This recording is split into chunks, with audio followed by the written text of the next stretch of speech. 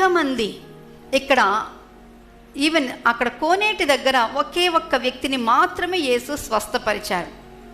మిగిలిన ఎవరిని కూడా స్వస్థపరచలా. అంటే ఇష్టము లేక, నచ్చక, గెట్టక అంటే కాదు.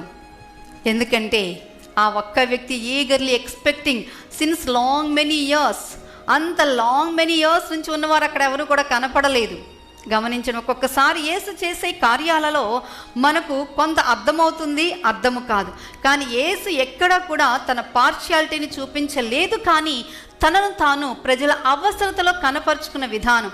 ఇక్కడ కూడా కుంటివారు వచ్చారు, గ్రుడ్డివారు వచ్చారు, వారందరికీ కూడా యేసు స్వస్థతని దయచేశారు.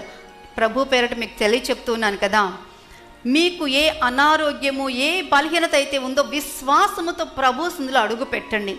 ఒకే ఒక్క మాట ప్రభుతో చెప్పండి. ఇక్కడ నుంచి మీరు వెళ్ళేటప్పుడు గొప్ప ఆశీర్వాదముతో, గొప్ప స్వస్థతతో ఇక్కడ నుంచి వెళ్తారు. అది ఏదైనప్పటికీ కూడానండి, ఒక్కొక్కరి అవసరత ఒక్కొక్క విధంగా ఉంటుంది. ఎందుకంటే అనుభవపూర్వకంగా నేను తెలియచేస్తున్నాను.